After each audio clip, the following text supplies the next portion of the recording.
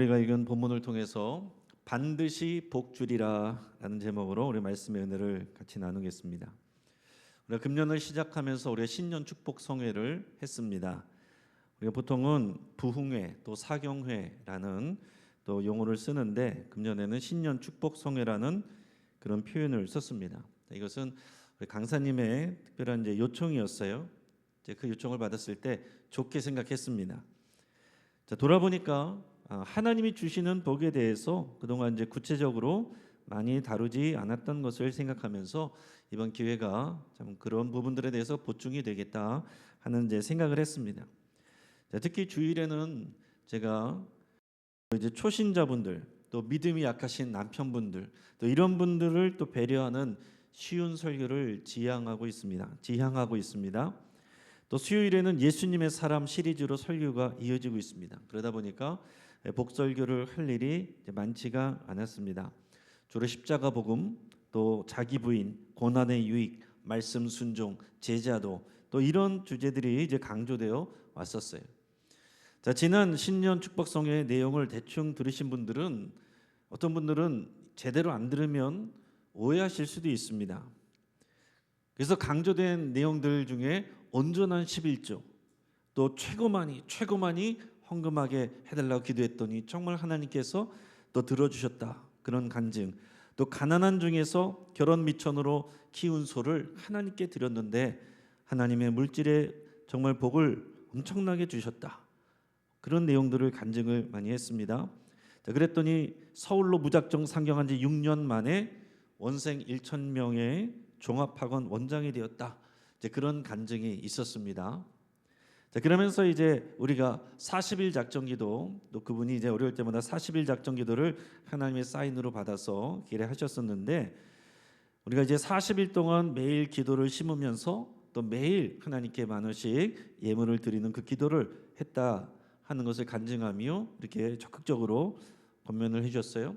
그래서 그 다음 주부터 제가 우리 교인들과 함께 우리 40일 작정기도를 또 선포하고 우리 같이 동참합시다 이렇게 말씀드렸고 그 주에 또 12돌 프로젝트 헌금 새로운 봉투가 나왔다는 광고도 또 같이 하게 됐어요.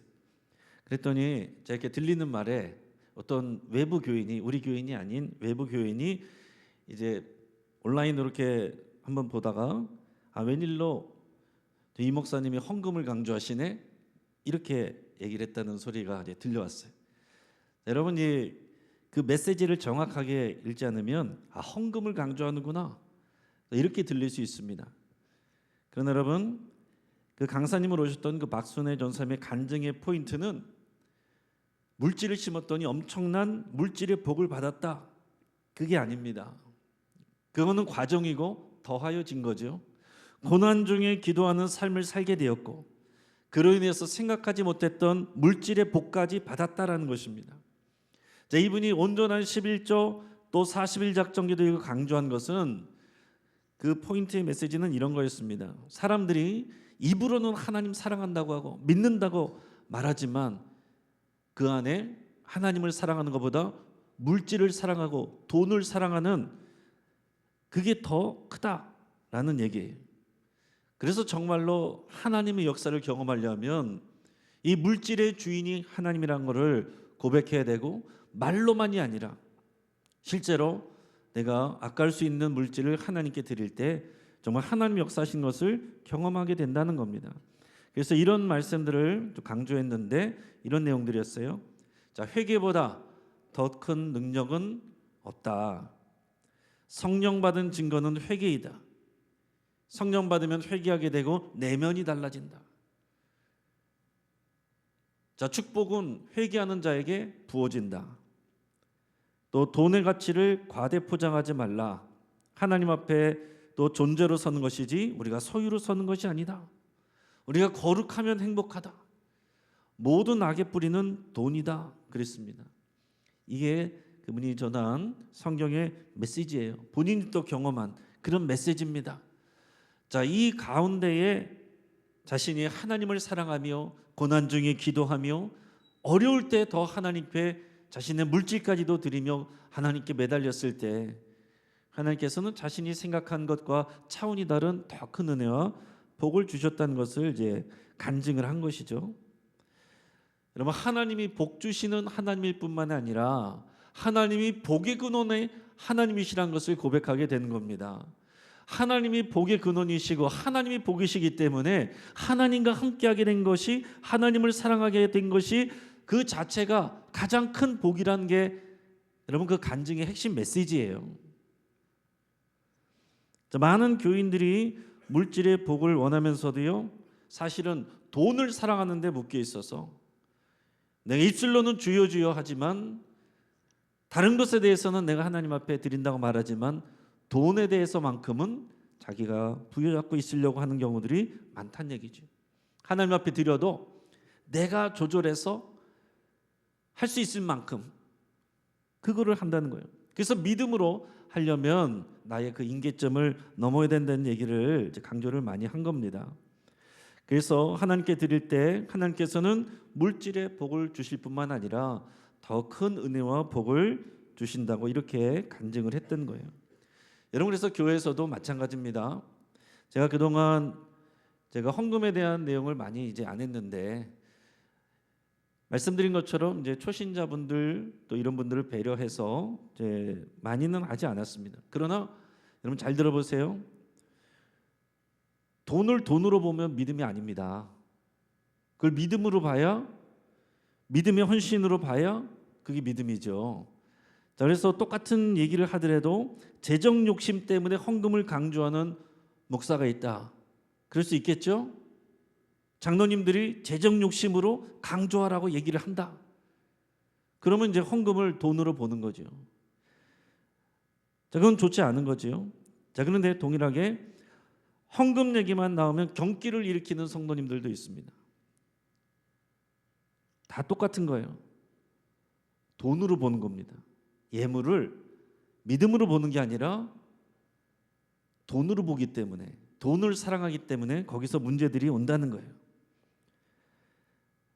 여러분, 우리가 돈을 사랑해서 돈을 더 거두려고 또 헌금 설교를 많이 하는 것도 문제겠지만은, 성도님들이 기분 나빠할까 봐 눈치 보느라고 해야 될 가르침을 가르치지 않는 것도 동일한 거겠죠. 또 내가 들을 만한 것들은 믿음으로 듣는다고 하다가 내가 붙잡고 있는 사랑하는 돈 얘기만 나오면은 귀를 딱 막아버리는 것도 믿음이 아니겠죠. 자, 그 강사님이 가장 사랑하는 것은, 자신이 받은 큰 복이라고 하는 것은 바로 그거였습니다. 기도하는 삶을 살게 되었다는 것이고 복음의 전달자로 쓰임받게 되었다는 거예요. 자, 이런 믿음의 실제를 우리 다른 성도님들도 체험하기를 간절히 바라는 마음으로, 그래서 온전한 11조 40일 작정 기도 예물, 건축 헌금도 작정 또 헌금도 그렇게 강조를 한 것입니다. 자, 모양은 같더라도요, 그 안에 어떤 믿음의 태도냐에 따라서 달라질 수 있는 거예요. 우리가 잘 아는 금도끼 은도끼 얘기 있잖아요. 금도끼 은도끼. 자, 쇠도끼를 들고 나무를 하던 나무꾼이 쇠도끼가 우물에 빠졌는데 갑자기 이제 산신령이 나타나가지고 금도끼를 주면서 이 도끼가 내 도끼냐? 아닙니다. 은도끼를 주면서 이 도끼가 내 도끼냐? 아닙니다. 쇠도끼를 주면서 이것이 내 도끼냐? 네, 그렇습니다. 그랬더니 금도끼와 은도끼도 정직하다고 칭찬하면서 같이 줬다는 거잖아요. 근데 이 얘기를 들은 그 이웃이 똑같이 와서 따라하는데 그 마음 안에는 뭐가 있어요? 금도끼 은도끼. 금도끼 은도끼를 그 관심을 가지고 와서 딱 쇠도끼를 던져놓고서 산신령이 금도끼를 보여주니까 이것이 내 도끼입니다. 은도끼를 보여주니까 이것도 내 도끼입니다. 그래서 결국 아무것도 못 받았다, 그런 얘기지 않습니까? 우리가 똑같은 재물에 대한 설교를 해도, 그것을 들어도 여러분, 우리가 똑같은 예물을 드리고 11조를 드리고 하나님 앞에 봉헌을 하고 작정 기도를 해도요, 정말 그 안에 어떤 믿음의 태도냐에 따라서 내용은 전혀 달라질 수 있다 하는 얘기예요. 자, 우리가 시작은 물질의 복을 받기 위해서 기도를 할 수도 있고 그렇게 시작을 할 수도 있습니다. 그러나 하나님은 우리를 훈련하셔서 더 크고 좋은 복으로 받을 수 있는, 우리가 훌륭한 사람으로, 영적인 사람으로 하나님께서 다루어 가시고 훈련해 가시는 겁니다. 자, 저는 목회자로서 그리고 또한 그 이전에 그리스도인으로서 크신 하나님을 다 알기를 원하고 보기를 원하고 경험하기를 원합니다. 그래서 우리는 각자가 경험한 하나님, 각자가 좋아하는 하나님의 모습이 온전할 수는 없어요. 온전하기가 어렵습니다. 내가 경험한 하나님, 내가 그리는 하나님, 그것은 하나님의 전부가 아니고 일부다라는 것을 우리가 생각을 해야 됩니다. 저는 그래서 늘 저도 그것을 고백을 하고, 내가 아는 하나님이 다가 아니다. 내가 아는 성령님이 다가 아니다. 더 큰 하나님, 더 큰 성령님을 만나기를 원하고 경험하기를 원하고, 또 제가 섬기는 우리 영신교회와 우리 영신교회 성도님들이 더 큰 하나님, 더 큰 성령님을 누리고 만나기를 간절히 바랍니다. 자, 어떤 교회와 목회자들을 보면은요, 자, 현실의 복을 강조하는 분들이 있어요. 자, 어떤 분들은 그런 거는 기복주의 신앙이야 그러면서 고난의 신앙을 강조하는 분들이 있습니다. 고난의 유익 이런 것들을 이제 강조를 많이 합니다. 어떤 분들은 공공신앙을 강조를 합니다. 공공신앙, 너무 우리가 개인적인 우리가 복을 구하는 데만 우리 신앙이 머물러 왔는데, 기독교 신앙은 세상의 소금가 되고 빛이 되고 세상을 이롭게 하고 세상을 살리고 세상을 섬기는데 우리의 신앙의 목표가 있다. 이게 이제 공공신앙, 이런 것을 강조하는 분들이 있고, 어떤 분들은 생태신앙, 우리가 이제 이 기후위기 시대에 이 생태와 자연을, 환경을 청지기로서 살려야 된다, 이걸 강조하는 분들이 있어요. 또 어떤 분들은 더 나가서 여성신앙, 여성들의 이 주권과 그 권리를 이 신앙 안에서 또 회복해야 된다, 이런 것들을 강조하는 분들도 있습니다. 또 어떤 분들은 성령의 은사를 강조하는 분들이 있어요. 자, 뭐가 맞는 겁니까? 다 맞는 거예요. 다 맞는 거예요. 그러나 이것은 하나님의 속성의 일부분들입니다. 자, 하나님이 일곱 빛깔 무지개라고 한다면, 자, 어떤 사람은 나는 빨간색이 좋아, 나는 파란색이 좋아, 나는 노란색이 좋아. 그렇게 하나님을 만나다 보면 더 영광스럽고 아름답고 능력 있는 하나님을 온전히 경험하지 못한다는 얘기예요. 그리고 같은 성도들끼리도, 교회끼리도 저기는 노랗네, 저기는 파랗네, 저기는 빨갛네, 나는 내 취향이 맞는 데는 저기야, 그럴 수 있다는 얘기입니다. 그러나 저와 우리 영신교회가 경험하기를 바라는 하나님은 일곱 빛깔 무지개와 같이 더 온전하신 하나님, 더 풍성한 하나님, 더 크신 하나님, 그런 성령의 능력과 또 은혜를 우리가 누리기를 원합니다. 자, 목회자들 중에서는 이런 십자가 복음과 고난의 신앙을 강조를 하다 보니까 복 주시는 하나님을 증거하는 데 있어서는 뭔가 그것은 좀 수준 떨어지는 것처럼 이렇게 여기는 경우들이 있습니다. 주로 이제 지적이다라고 생각하는 분들 가운데 그렇기가 쉬워요. 자, 기복신앙은 곧 번영신앙, 기복신앙, 번영신앙, 이런 것들을 우리가 지향해야 된다, 멀리해야 된다. 너무 한국교회가 수준 낮게 그런 데 떨어져 있다, 이제 그런 것들을 이제 많이 비판하는 경우들도 있습니다. 우리가 귀담아 들어야 되고 조심해야 되는데, 그런데 여러분, 미국 교회에서는요, 이 번영신학을 공격의 대상으로 삼아도 이 복을 비는 것, 기복이라는 말은 복을 비는 기도잖아요. 복을 비는 것 그 자체를 공격의 대상으로 삼지는 않습니다. 자, 복을 위해서 기도하는 것, 영어로 하면 이제 blessing이죠. blessing 그 자체가 나쁘다거나 그것이 너 수준 이하거나 잘못됐다거나 그런 게 아니라는 거예요. 번영신학, 이 현실의 물질적 복을 받는 거, 그게 우리 신앙의 목적인 것처럼 또 그렇게 가르치는 것, 그게 이제 잘못됐다고 이제 비판하고 얘기를 하는 거죠. 자, 우리나라에서 근데 기복신앙이라고 말하면 기본적으로 이제 부정적으로 사용합니다. 저도 당연히 이제 기복신앙을 얘기를 할 때는 이제 부정적인 의미로 많이 사용을 했어요. 이제 기복신앙이라는 말 자체가 한국의 샤머니즘과 연관된 용어이기 때문에 이것을 오히려 그래서 좋아하는 분들도 있고, 오히려 이것을 또 이제 싫어하고 비판하는 분들도 있습니다. 자, 우리나라의 원시 신앙, 이 무속 신앙, 이것은 다 그야말로 이제 기복 신앙이에요. 자, 예를 들어서 제수굿이란 게 있는데, 구수라는데 제수굿이에요. 주로 현세적인 이 금전, 돈, 건강, 장수 이런 복을 빌기 위한 이제 구수를 하는 거예요. 자, 이런 제수굿, 이런 구단에는요 어떤 영적인 복에 대한 개념이 없습니다. 지금 당장 우리가 누리는 돈, 건강, 장수하는 거 그것만 있지 우리가 영적인 복을 받는다, 더 훌륭한 사람이 된다, 이런 개념이 없어요. 샤머니즘에서는 또한 복을 비는 대상이 귀신들이나 조상신입니다. 그리고 복의 내용 말씀드린 것처럼 현세적이고 물질적이에요. 그리고 무엇보다도 샤머니즘적인 이런 기복신앙은 도덕성이나 윤리성이 없습니다. 그런 체계가 없어요. 그런 경전 자체가 없습니다. 그냥 잘 빌어서, 열심히 빌어서 내가 지금 잘 되고 애군을 맡고 복을 받고 여기에 머물러 있다는 거예요.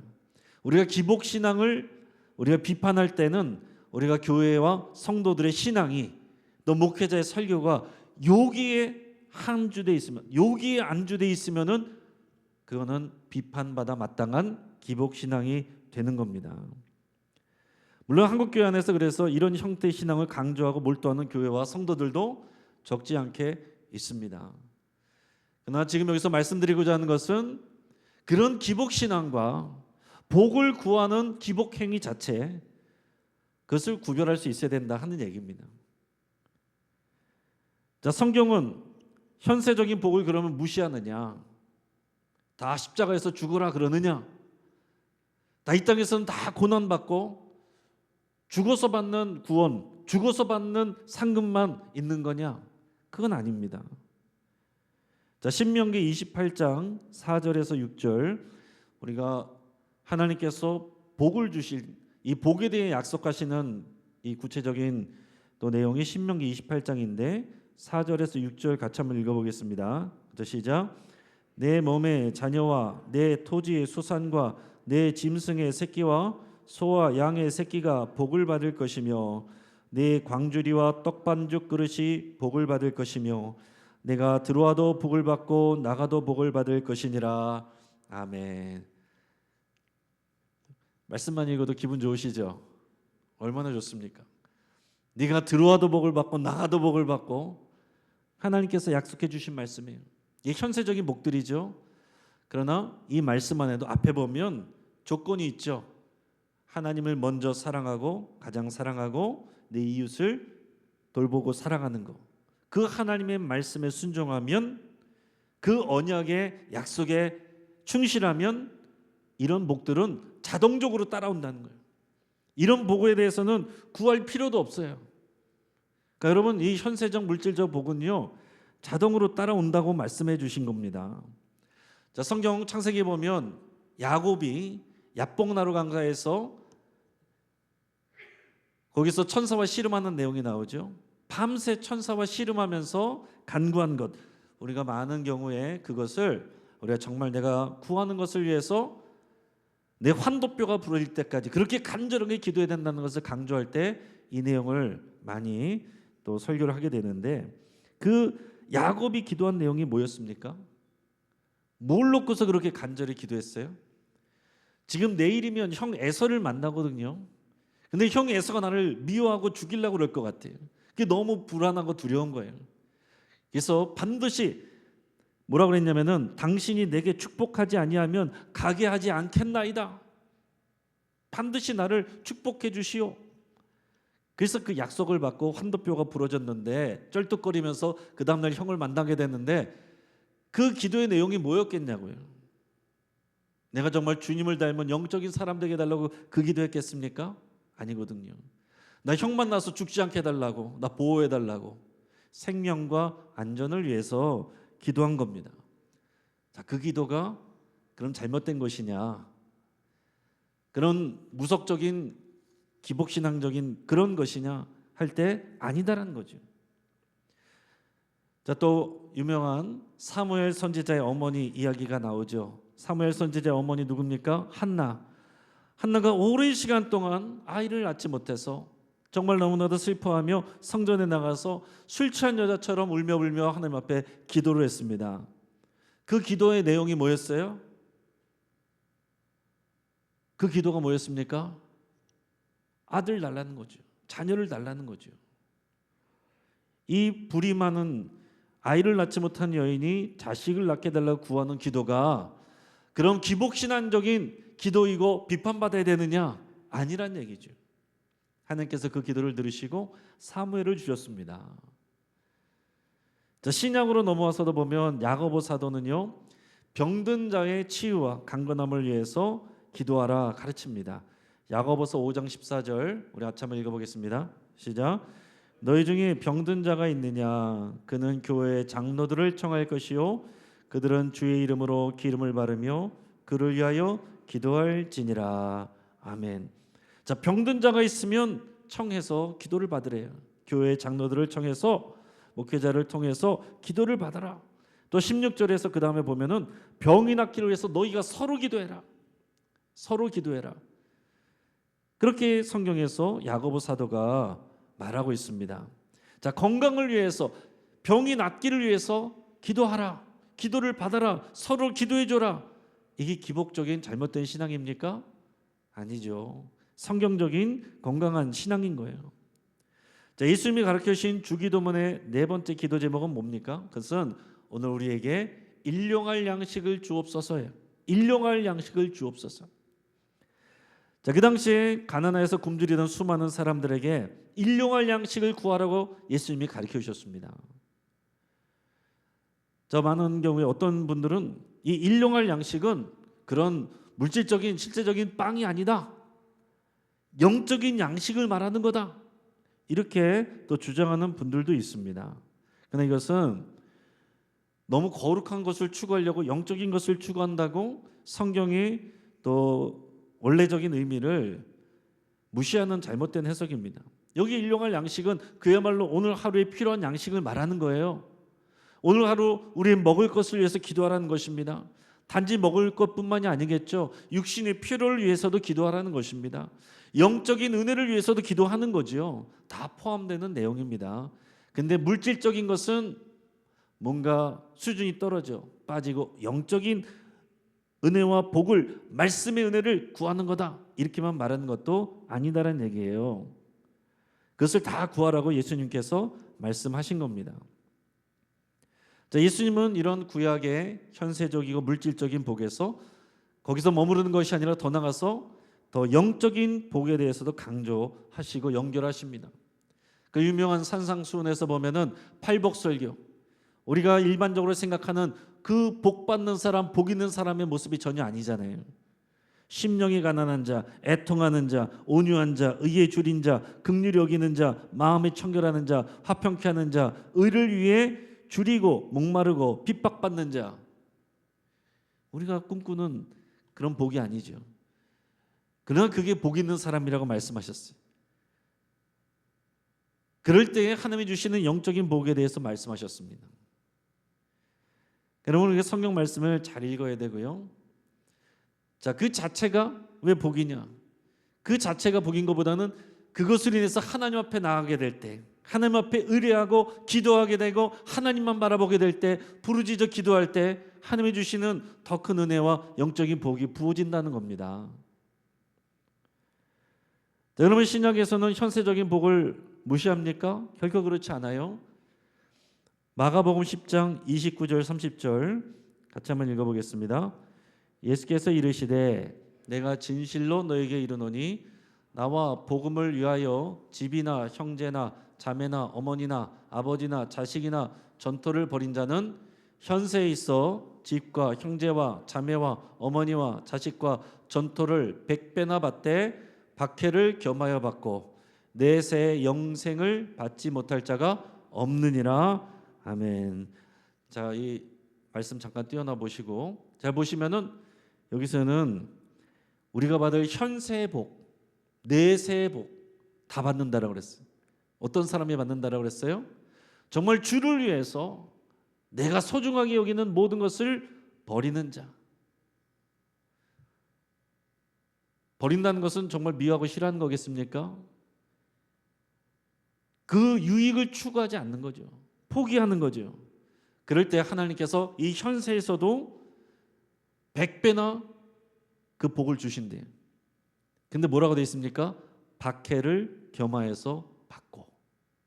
말씀대로 살려고 하면은요, 이 땅에서 부딪히기도 하는 겁니다. 고난도 오는 거예요. 그거 빼고서 읽고 싶지만 같이 읽어야 되는 거예요. 현세 하나님께서 복을 주실 때 박해도 겸하여 받는데, 그러나 그것 가운데 우리가 믿음으로 기도하게 되면 내세의 영생과 하나님의 상급도 주신대요. 여러분, 이게 복에 대한 예수님의 가르침입니다. 자, 그러니까 우리는 주를 위해서 기도하고 주의 영광을 위해서 기도하고 하나님 나라를 위해서 구하면서 동시에 오늘 우리 필요한 것들을 위해서 기도하면 하나님께서 오늘의 것도 채워주시고, 더 나아가서는 우리가 더 큰 것을 구하게 하시고 그를 위해서 사용되게 하셔서 더 큰 복을 주시기를 원하시는 분이 우리 하나님이시다라는 얘기입니다.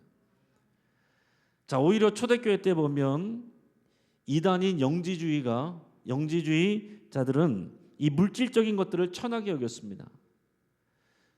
자, 영적인 것, 그런 것들은 거룩하고 물질적인 것, 우리 육체 이런 것들은 천하다. 그래서 물질적인 것을 구하면 안 되고 영적인 것을 구해야 되고 영적인 지식을 알아야 된다. 굉장히 들으면 뭔가 홀리해 보이죠. 거룩해 보이죠. 있어 보이죠. 그러나 그것은 대표적인 초대교회의 이단 사상입니다. 자, 성경은 영적인 것만 말하고 우리 육적인 것을 거부하는 게 아니에요. 여러분, 성경을 잘 읽으셔야 되는 게, 어떨 때는 우리의 몸, 어떨 때는 우리의 육체, 부정적인 의미로 말할 때 육체가 있고 우리가 우리의 전체 자아를 말하는 몸이 있어요. 자, 영적인 것과 육체적인 것, 이것을 구분할 때는 부정적으로 쓰입니다. 너희가 육체를 위하여서 심지 말고 성령을 위하여서 심으라 그랬잖아요. 그러나 우리의 몸을 주님께 드려라. 우리 마음만, 영혼만 드리는 게 아니라 몸을 드려라. 몸과 영을 따로 말하지 않습니다. 원래 성경적인 히브리적인 사고는. 그러나 이해를 돕기 위해서 헬라적인 사고방식에 맞춰서 우리 영혼과 육체를 구별해서 설명을 하기도 하지만, 그러나 여러분, 이 두 가지를 동시에 알아셔야 된다는 거예요. 하나님께서 우리의 몸을 더러운 곳이라고 말씀하지 않았어요. 우리의 몸은 성령의 전이고 거룩한 곳이라고 그랬습니다. 이 썩어져 버릴 몸뚱아리, 이런 말은 기독교인들은 절대로 해서는 안 되는 말입니다. 우리의 몸을 함부로 굴려서도 안 되고, 우리의 몸과 마음과 영혼을 우리 성령의 전으로 거룩하게 관리하고 구별하고 또 깨끗하게 하는 것, 이게 우리의 이제 과제죠. 믿음의 과제입니다. 자, 그럼 이런 잘못된 기복주의 신앙, 번영주의 신앙, 이것과 우리가 성경적인 복을 구하는 이 블레싱하는 이 신앙, 이걸 어떻게 우리가 구별해야 될까? 이게 이제 좀 필요하겠죠. 여러분들, 어렵지 않습니다. 자, 기복주의, 샤머니즘적인 원시신앙적인 기복주의, 그런 신앙은 어떤 거냐면 대상이 중요하잖아요. 귀신이든 조상신이든 더 센 놈한테 기도하면 돼요. 대상이 중요한 게 아닙니다. 관계가 중요하지 않아요? 그러니까 인격적이지 않은 거죠. 자, 두 번째로 기복주의적인 원시신앙은 오직 현세적이고 물질적인 것만 구합니다. 자, 그리고 세 번째로 그 기도 안에는 말씀에 대한 순종이나 도덕성이나 윤리성, 이런 것들이 없어요. 자, 우리가 복을 구하되 이런 모습으로 가면 우리가 지탄을 받고 비판을 받을 잘못된 기복주의 신앙이 되는 거겠죠. 번영주의 신앙이 되는 거겠죠. 이런 것들과 구별되려면 어떻게 되겠습니까? 여러분들, 이런 질문을 던지셔야 돼요. 내가 정말 하나님을 구하고 하나님을 사랑하는가? 물론 우리에게 필요한 것들을 구하지만 이것을 주시는 하나님을 사랑하며 나가야 돼. 그러니까 여러분, 교회 다니다가 기도했는데 안 났는데 절에 나갔는데 났어요. 그래가지고 절에 가는 분들이 가끔 있어요. 반대로 절에서는 안 났는데 교회 왔더니 나가지고 온 분들도 있어요. 그러니까 믿음이 없으면 처음엔 그럴 수 있지만, 근데 여러분, 신앙은, 올바른 믿음은 나를 낫게 해주는 그 신을 믿는다가 아니고 누가 진짜 하나님이냐, 그 진리를 추구하고 하나님 앞에 나가는 게 믿음이에요. 그러니까 하나님께서 내게 지금 당장 복을 주실 수도 있고 지연하실 수도 있고 거절하실 수도 있는데, 그 하나님을 사랑하고 신뢰하며 나가는 게, 그게 우리의 진정한 믿음이죠. 또 하나는, 복의 내용이 우리가 현세적이고 물질적일 수 있습니다. 구하라고 그랬습니다. 일용할 양식 구하라고 그랬습니다. 필요한 것들을 구하라고 그랬습니다. 그러나 그게 전부가 아니라는 것을 알고 계셔야 돼요. 나는 현세적인 것을, 물질적인 것을, 당장의 필요를 위해서 기도했는데 하나님께서 그거 주실 수 있습니다. 안 주실 수도 있습니다. 그건 뭐죠? 하나님은 더 좋은 것을 주시기 위해서 기다리게 하실 수도 있고, 우리가 더 기도하게 하기 위해서 지연하실 수도 있고, 우리가 구하는 것이 실제로는 우리에게 좋은 것이 아니기 때문에 거절하신 것이 우리에게 응답일 수도 있는 겁니다. 자, 그것까지를 받는 것이 우리의 신앙인 거예요. 그리고 마지막으로는 우리가 하나님께 순종하며 우리가 영적인 복을 구하는 믿음으로 같이 구할 때, 우리가 복을 구하고 그것을 위해서 기도하는 우리의 믿음이 건강하게 되는 것입니다. 그렇기 때문에 여러분, 무엇보다도 이 복에 대한 설교 자체에 대해서 설교자나 성도님들이나 너무 닭살 돋을 필요가 없다 하는 얘기입니다. 복에 대해서 얘기하면은 너무 좋아하는 분들도 있지만은, 뭔가 수준 낮아, 이렇게 할 필요도 없다는 얘기, 그래서도 안 된다는 얘기입니다. 왜냐하면 성경 자체가 하나님께서 복 주신다는 내용과 약속이 가득합니다. 또 복을 구하라고 가르치십니다. 그러나 반드시 하나님을 신뢰하며 영적인 복을 구하는 그 믿음과 함께 나가야 된다 하는 얘기죠. 자, 하나님은 우리들의 현실적이고 현세적인 일용할 복을 주십니다. 그래서 간절하게 기도할 때 하나님께서 넘치게 부어주세요. 그러나 하나님은 자동 판매기가 아닙니다. 자, 우리가 40일 작정기도, 자, 예물을 드립니다. 예물을 드리고 기도를 심습니다. 우리가 기도를 할 때 여러분 간절한 마음으로 기도를 하세요. 또 중요한 것은 같이 기도하는 게 중요한 거라고 그랬습니다.